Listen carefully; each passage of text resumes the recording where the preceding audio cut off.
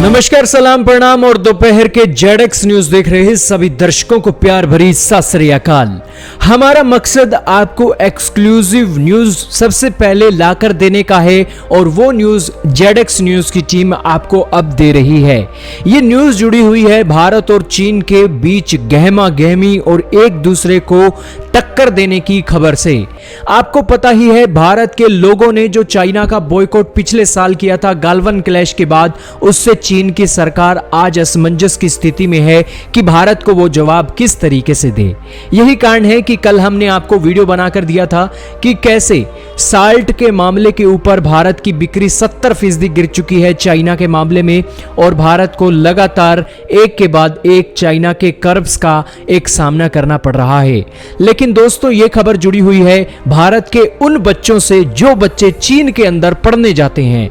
भारत के लगभग 20,000 बच्चे आज मेडिकल और इसी के साथ अलग अलग की तरह की स्टडीज चाइना की यूनिवर्सिटीज में कर रहे हैं, और अकेले केरला से ही 3,000 बच्चे चीन के अंदर पढ़ने जाते हैं।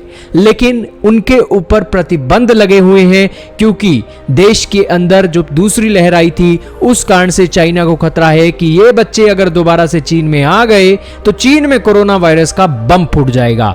यही कारण है कि चाइना ने बैन कर रखी है इंडियन स्टूडेंट्स की एंट्री। दोस्तों, दो बातें हैं, दो बातें समझोगे ना, सारी इमेज आपको क्लियर हो जाएगी। चाइना के अंदर फिलहाल लगातार केसों की संख्या चाइना के अंदर बढ़ती जा रही है और लॉकडाउन चाइना के अंदर फिर से वापसी कर रहे हैं।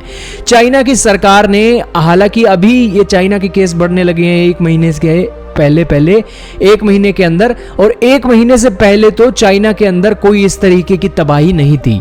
लेकिन चीन की सरकार ने लगातार भारतीय बच्चों के ऊपर एक दोगला रवैया अपना रखा है। चीन की सरकार ने क्या कहा पहले?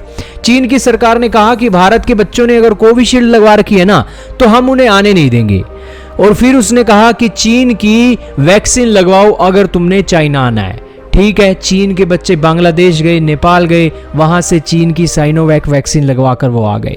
लेकिन फिर भी चीन की सरकार ने दोगला रवैया जारी रखा और भारतीय बच्चों को आने से मना कर दिया। भारत के विदेश मंत्री सुब्रमण्यम जयशंकर जी ने पार्लियामेंट के अंदर जवाब दिया है कि ये जो सिचुएशन बनी हुई है ना, हमारी सरकार ने चाइना की एम्बेसी जो भारत की है चाइना के अंदर, उसने भी चाइना की सरकार के सामने प्रोटेस्ट किया है और उन्हें कहा है कि बच्चे जो है ना वो ऑनलाइन पढ़ नहीं सकते हैं, और इसी के चलते आपने जो ऐलान कर रखा है भारतीय बच्चों के लिए ये सही नहीं है, और इसी के चलते आपको ये बैन हटाना चाहिए और भारतीय बच्चों की रिटर्न के लिए जल्द से जल्द काम करना चाहिए। लेकिन फिर भी चीन की सरकार का रवैया ढीला ढाला है, और अब जब चीन के अंदर केस बढ़ रहे हैं तो चीन की सरकार ने कहा है कि अगले सेमेस्टर तक आपकी क्लासें ऑनलाइन ही लगेंगी, आपको हम यूनिवर्सिटी में एंटर नहीं करने देंगे।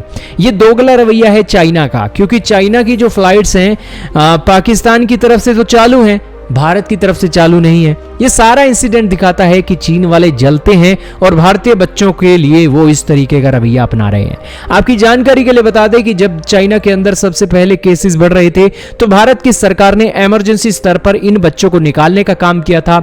उसके बाद चीन के अंदर तो केस कम हो गए, लेकिन भारत के अंदर केस बढ़ने लगे। उसी की सिचुएशन में अब भारत के अंदर कम हो गए हैं, चीन के अंदर फिर से बढ़ने लगे हैं, तो भारत के बच्चों ने वापसी चीन जाना है तो चीन की सरकार इस तरीके से एक रोड़े अटका रही है। और भारत की सरकार को भी यहां पर चाहिए कि जिस तरीके का रवैया चाइना का है उस तरीके से ही हम अपना रवैया चाइनीज बच्चों के लिए भी करें, और चीनी बच्चे जो भारत के अंदर पढ़ने आते हैं ना, उन्हें भी हम इस तरीके का रोल प्ले करवा सकते हैं। हालांकि चीन ने अपने बच्चों को इस तरीके से नहीं निकाला था जिस तरीके से भारत ने चीन के अंदर से अपने बच्चों को निकाला था। खैर, आपका क्या मानना है सारे इंसिडेंट के ऊपर कमेंट सेक्शन में बताइएगा।